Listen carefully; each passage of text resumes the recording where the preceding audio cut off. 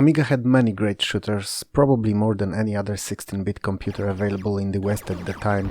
In fact, I have a whole separate video about best games in the genre out already.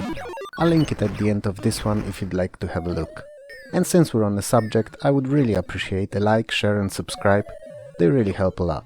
Anyway, some shooters were ports from the arcades, others were completely new games, and finally there were also those that were a mixture of both. Deluxe Galaga fits quite comfortably in that last category.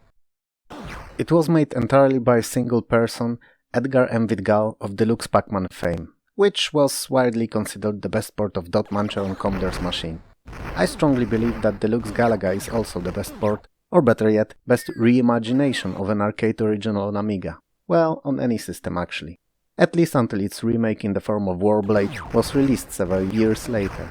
But that, while being interesting, is a subject for a whole another day and video.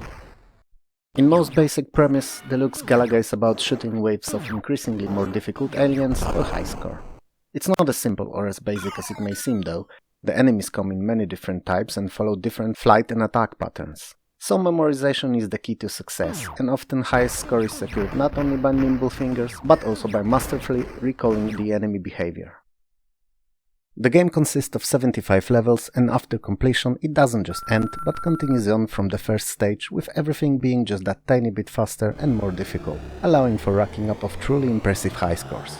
The shareware version of the game had smaller number of levels, but also played indefinitely, meaning it was equally as fun as the full one, but with reduced variety.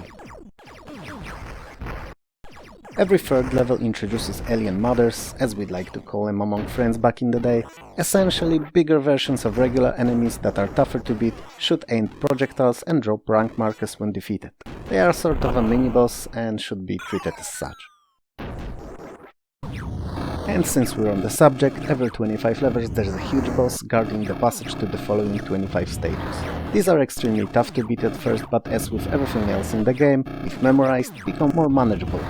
That said, approaching them with anything other than heavily upgraded ship and arms is a mistake and recipe for failure. Still, when destroyed they drop rank markers and heaps of points, which is always good. It's not all only about shooting, killing and dodging waves of enemies though. Oh no, there's much more to this game. For one, there are numerous bonus stages where enemies are harmless and shoot only for bonus points and upgrades, and so-called kamikaze waves attacks where they charge at you, disregarding any safety measures, just going for the kill. And then there's also 3 mini-events in the form of Meteor Storm, Memory Station and Warp Malfunction. First two can be triggered by picking up appropriate enemy drops. Latter one happens randomly when warp traveling between stages.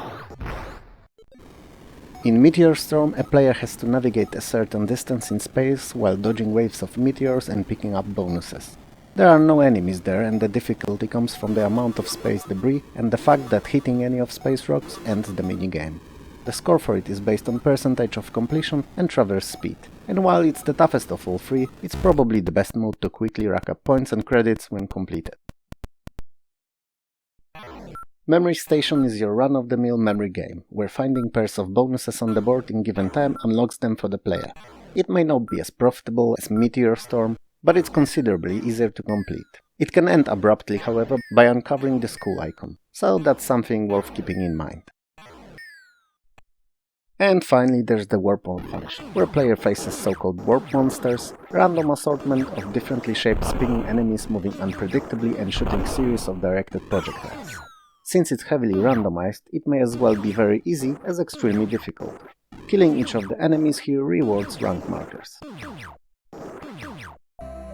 I've been talking about those rank markers for a while now, but what do they actually do? Well, truth be told, nothing of any significance really. When collected in all colors, they increase players' rank so that when the high score is saved at the end of the run, the player's name is displayed with achieved rank next to it. And that's pretty much it. But rank markers aside, there are more important pickups in the game, ranging from ship speed and bullet capacity upgrades, through point and credit multipliers to weapon and credits themselves. So there is a lot to hunt for, and coincidentally also be wary of, as in the heat of the battle it's quite easy to pick up worse weapon than the one actually in use, or to overdo on ship speed, making it virtually too speedy and chaotic to control. Not all weapons can be picked up though, and any stronger than quadshot can only be acquired in the shop that pops up every second warp. And believe me, you will need to collect those credits where possible, because in further levels decent weaponry is a must for survival. What is interesting is that in the shop you can also buy secrets. Yes, the game has many of these, and there were always talking points centered on this game back in the day when my childhood friends and I competed in it. Graphically and sound-wise speaking, there's not much to talk about really. Both are pretty simple, but I suppose at least when it comes to graphics it's actually a good choice for a game where in later levels bullet hell often spreads all over the screen. So not having much distraction in the background makes it easier to spot where all dangers are. And there are plenty. But to be quite frank, it's not the graphics or music that made Deluxe Galaga the only game that I played every single day when I was a kid. In fact, it's not even playground leagues that we competed aggressively in against each other nearly daily. Simply put, it was well-rounded and polished gameplay that brought all the best parts of arcade shooter and plethora of bonuses and add-ons together in one simple and very addictive package. And it all gets even better in two-player mode, which is available both in alternating and simultaneous play. A feature that I don't think I've seen in any other game since, other than Deluxe Galaga's Warblade remake, that is.